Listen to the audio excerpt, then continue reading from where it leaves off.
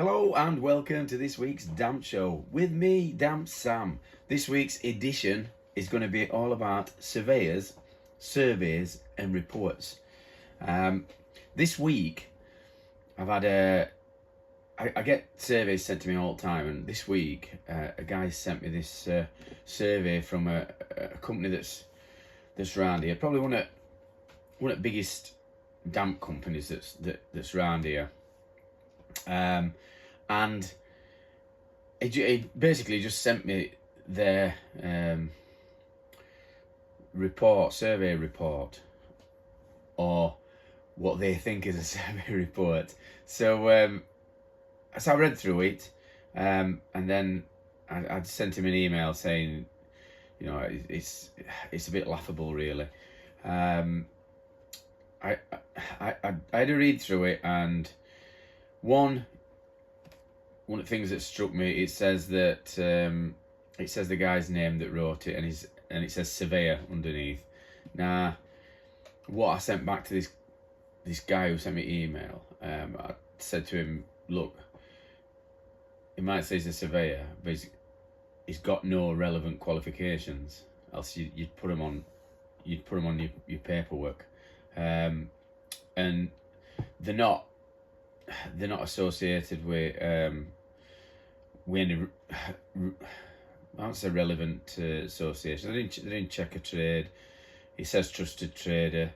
Whether they're in that, I don't know.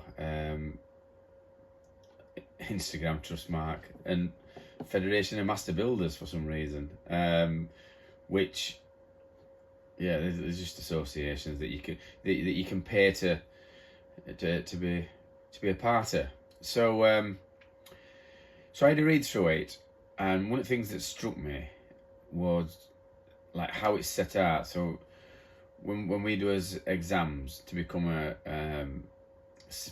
certificated surveyor in structural in remedial works. Is it remedial works? I forgot what it is. They've changed name anyway since I took my exams. And they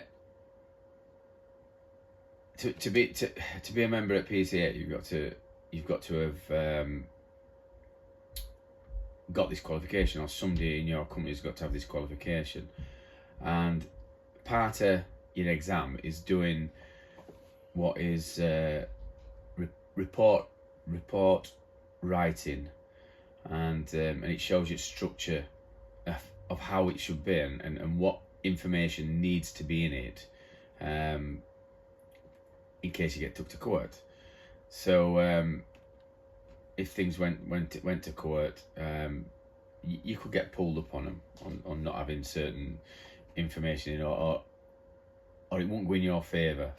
And it's stuff like, basic stuff: date, address at survey property, all your details on it, orientation, weather.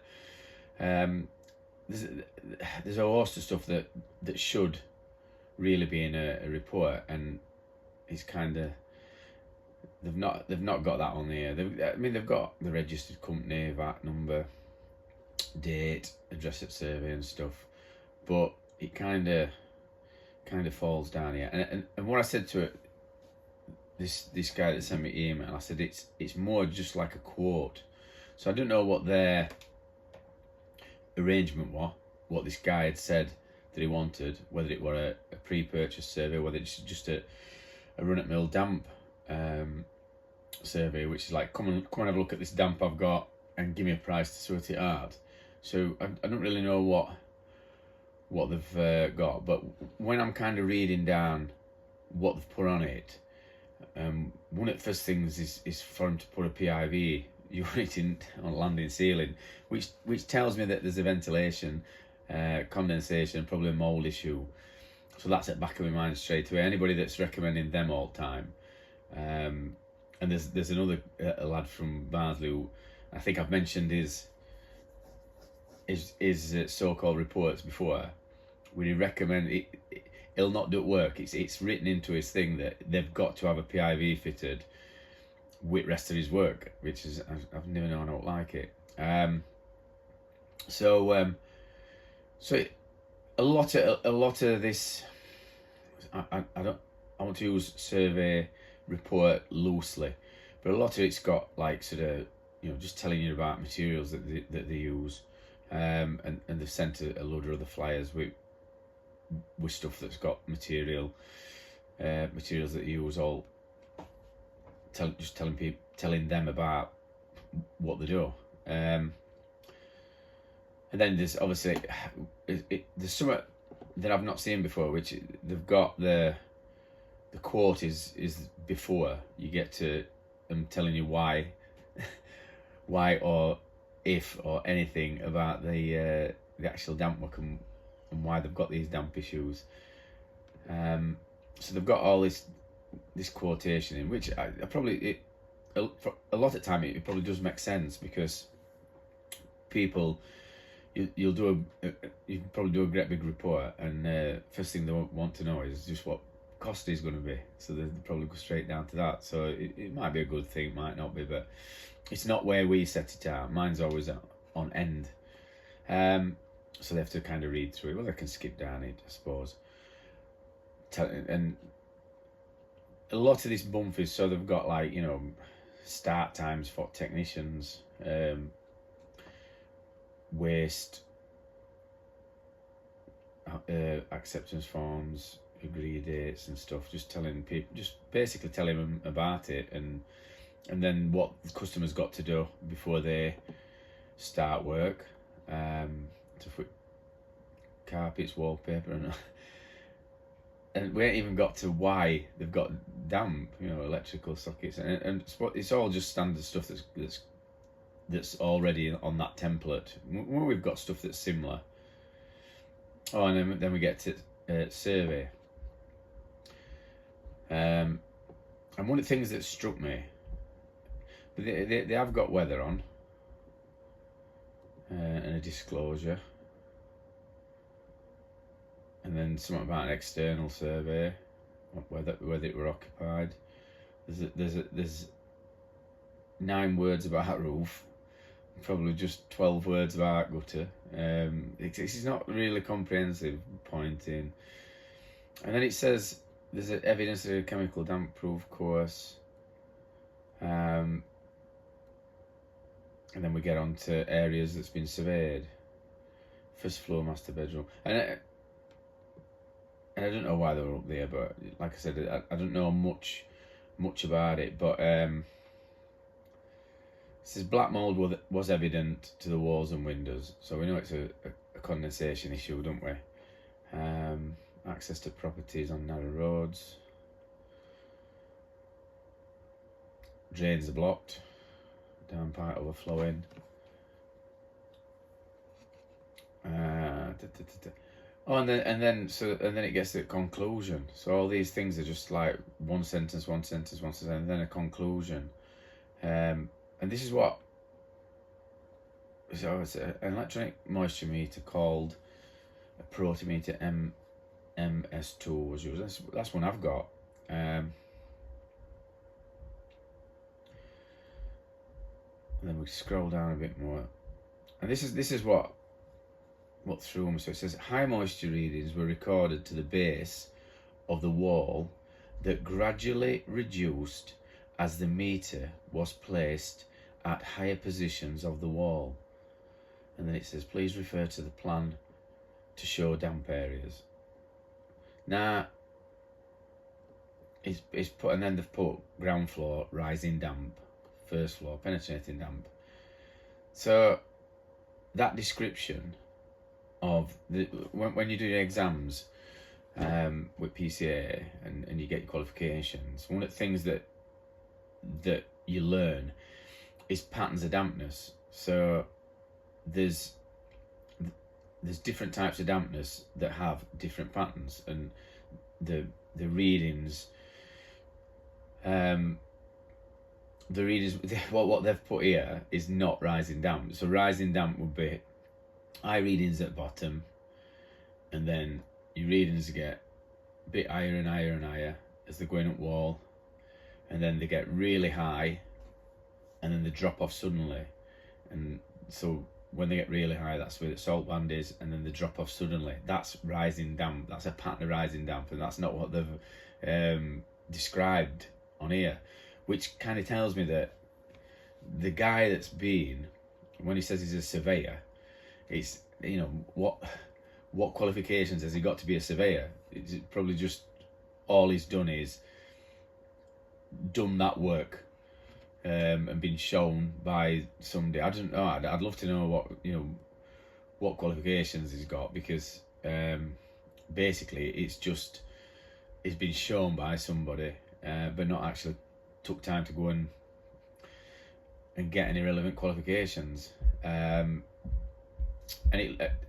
to me, it seems as if this has probably been done because I know that they do a lot of surveys, because they've got, you know, a fair few lads to keep going, so they'll be knocking these out fast as hope. But the problem is this is why our industry's got a bad reputation, and it's misdiagnosis. So that is a classic example of misdiagnosis, as far as I'm concerned, if these readings are what he got. Because what he's describing there, to me, is low level damp. So high moisture readings were recorded at the base of the wall and gradually reduced as the meter was placed higher. So to me, that sounds like a bridging issue, because he's got a wet wall at bottom. He doesn't say what readings that they actually were. I mean, we sometimes put them in, we sometimes don't. But yeah, so that's just low level damp, so for a bridging issue, and that is a different system of repair than for rising damp. And what these have said is that, and they've got a plan as well, they've said that it's got to be, you know, taken off up to a metre high, which if it's low level damp, it doesn't. And I get a lot of these sent through to me, and because people will just send me what do you think of this, and can you do it any cheaper and stuff like that. But what I end up saying to them is, I can, but we've got to come and do his own survey, which you've got to pay for. And that's because we're qualified for a start, so we know what we're talking about, or I know what I'm talking about. That's royal we. I know what I'm talking about. I'm honest as days long. And you can have look at his reviews and stuff like. I just want to get to the bottom of what damp issues you've got, so I can figure out what system needs to go in, and then we put rate system in, and we try and do it with as less disturbance and as less mess as possible. So we'll pick the rate system. And what's happening is you're getting these people that go with a damp meter, they're sticking it in wall, and if it goes off, they just think it's rising damp, or they're saying it's rising damp. Hack it all off. And this company's one of them that, same as a few around here, plastic membrane on wall, drill and inject a new DPC. This is what they're doing. Sticking plastic membrane on, probably 3mm, and then plasterboards on top, and even sticking discs through plasterboard, which is, I shake my head when I see them, but they know that once they've got that plastic membrane on, if they've hacked it off enough, it's not going to come back over the top, especially if they've put a DPC in. And it's all going to stay behind the CDM, cavity drainage membrane. So they can send, you know, when they say technicians, obviously they've probably been doing it a while, but again, probably not been on courses. Just people that's been shown, somebody's shown him how to do this and somebody's shown him how to do that. So it's technicians are used loosely. And I'm not saying that they wouldn't have done a good job, because they've got good reviews. The job that they're doing is working, and they seem to be doing it right, but it didn't need doing. Do you know what I mean? It's not rising damp. And that's just through information that I've read on here. Now, I could go to site and have a look at it for myself, and it could be rising damp, and he's just wrote everything wrong. But I get too many of these. They're coming in all the time. And listen, it's not just companies that's not got qualified surveyors and qualified technicians. I've gone on about it before. It's independents. There's a few around here, independents, and I've been on it. They must listen to the podcast, so you know who we are. And they have changed some of the wording in their surveys, because I've seen it. I've gone on about different stuff, what they've done, and they've changed it. So you know who we are, and you know that I know that you've changed it, because I keep getting your surveys sent through again, and I can see what you've changed. Still putting prices in though, which you shouldn't do. Independents should not put prices in. They've not got a company. They don't know the rates people charge, and when they put the price in, all that is doing is confusing the customer, because the customer thinks that they're going to get it done at that price, and then when they get a proper company in who's got bigger overheads than what these have put on, they think that these companies are trying to rip them off, because this is price that the independents said, $1,000 or whatever, and then we've come in, or other companies have come in and said, oh, it's gonna be $3,000. Like, you're ripping us off, So this is what you get. So they should tell them what type of damp they've got, tell them what systems needed, but don't be putting prices in. PCA they've got guidance on it, and they tell independents not to put prices in.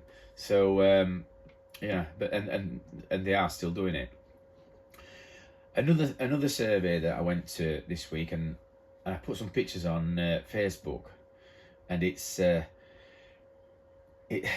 were a council property, an ex-local authority property that somebody bought years ago, and they must have had these issues inside. So originally it would have been a wooden timber subfloor, and they've had that took out. It's all solid floors inside this property, and there were still subfloor air vents.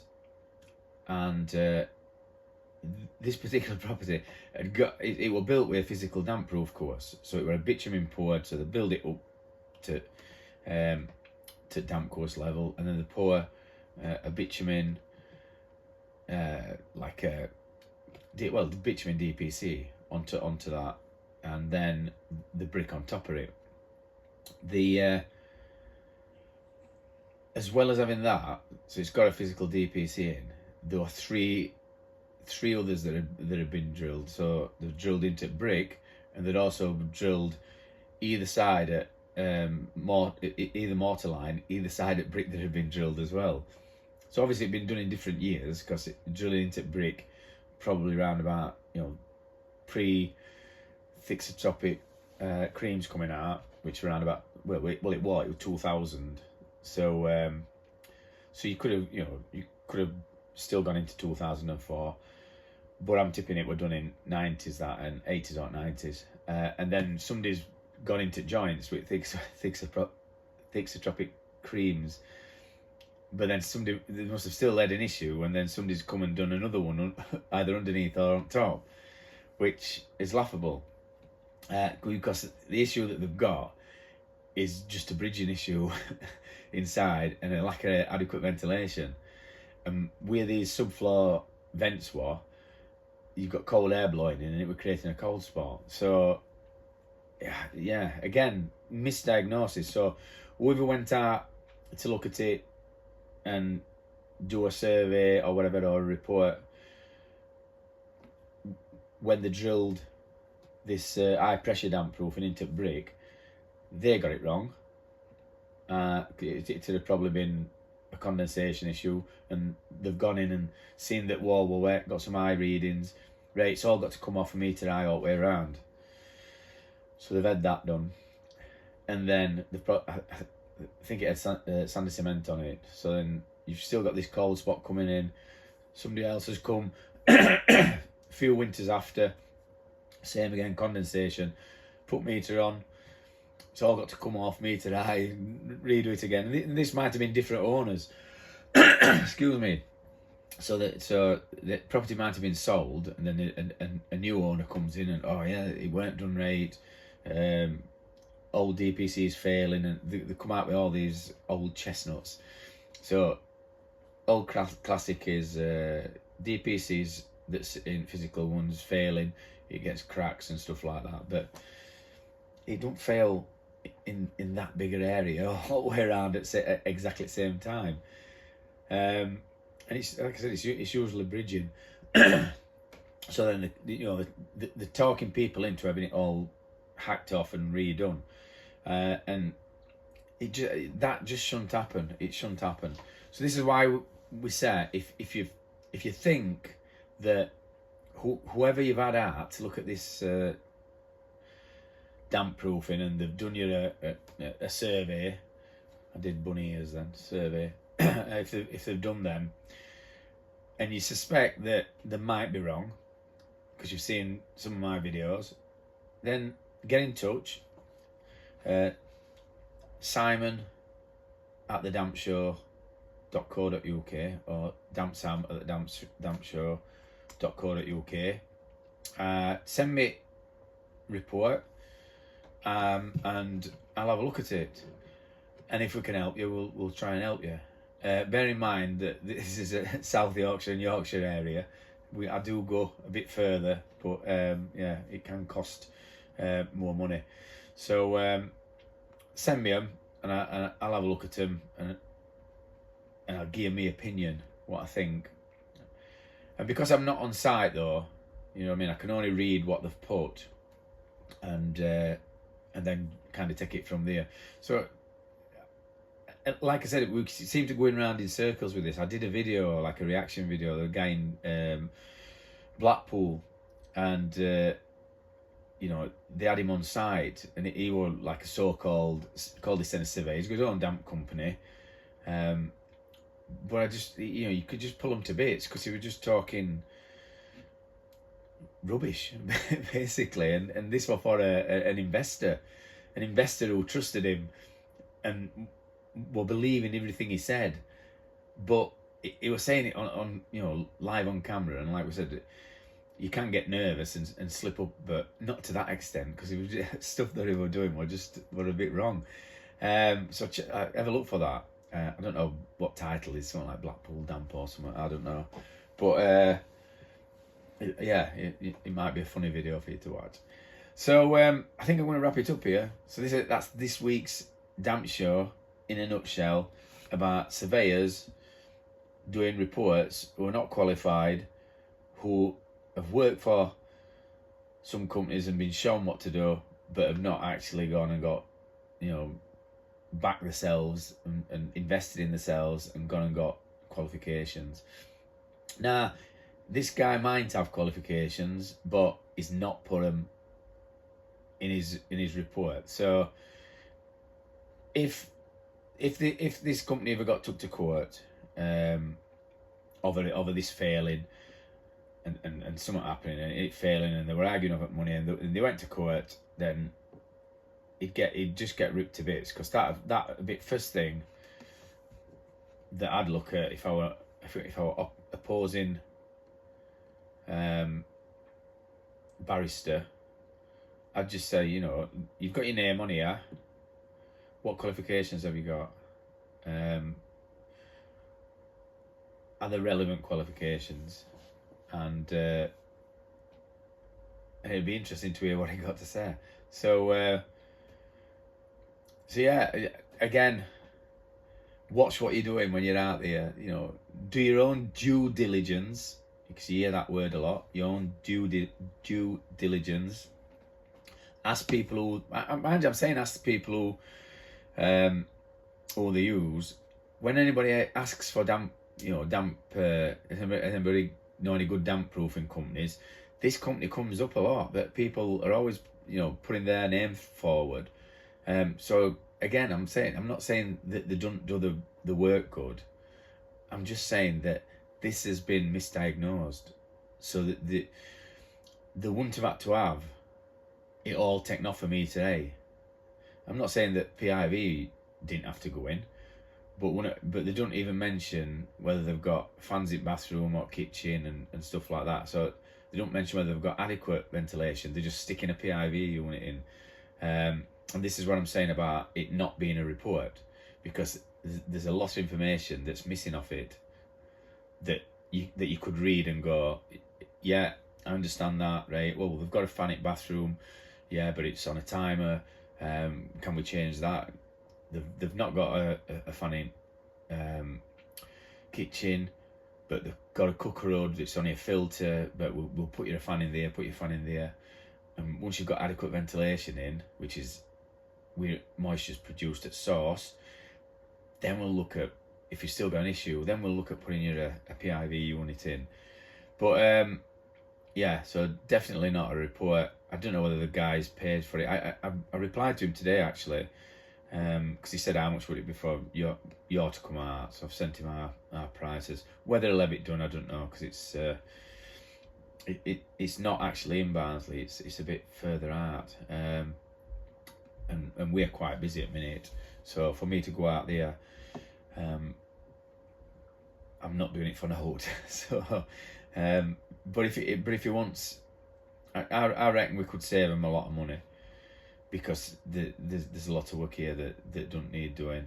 And listen, I don't know what his options would be, because other than going to a couple of national companies, which again are going to have big overheads, then he's going for other local companies, which again they've not got qualified surveyors. There's only one, which is Stefan. He's the only other surveyor that's qualified at Cure Damp. So and I know that they are booked up for like 8 months or something. You know what I mean? So for them to do it, you'd have to get in queue. And there's a guy at MAP but he works for a bigger company, I think. He's got his qualifications, because he goes to the gym.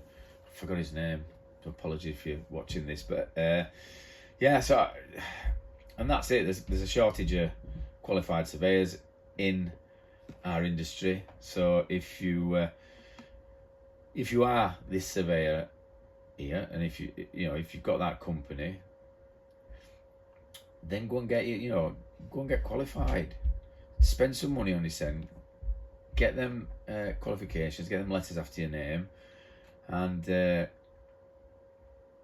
learn how to do proper surveys. Because obviously, he don't know how to take readings. He don't know patterns of readings. But he's probably been told, we need to have our workers doing big jobs. So yeah. Anyway, that's just our industry. And if you, like I said, if you want somebody that's honest, knows what they're talking about, knows the job inside out, does a bespoke job where I'll come and survey it, and I'll do it with these hands, do it with my own hands. Yeah, but I only take one job a week on. I'm not. I don't do loads and loads. I don't have to hoover all the damp jobs up. So that's Damp Sam signing off. I hope you've enjoyed this one, and I hope you've learnt a little thing.